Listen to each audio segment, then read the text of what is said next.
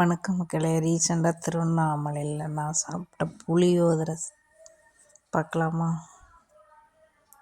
மிளகு, சீரகம், வத்தல், பெருவெங்காயம், பார்த்திங்கன்னா எள், கடலைப்பருப்பு, வெந்தயம் எல்லாம் வறுத்து அரைச்சிக்கலாம். லாஸ்ட்டாக கொஞ்சம் வேர்க்கடலை போட்டு பொடி பண்ணிக்கலாம்.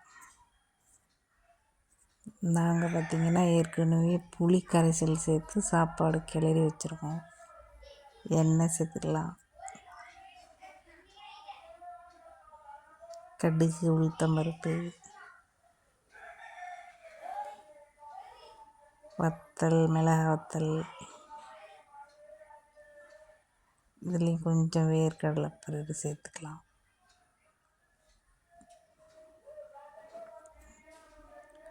கொஞ்சம் லைட்டாக வதங்கின பிறகு அரைச்சி வச்சு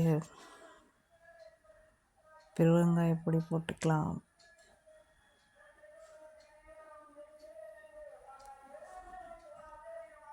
அரைச்சி வச்ச பொடியை எண்ணெயில் சேர்த்துக்கலாம்.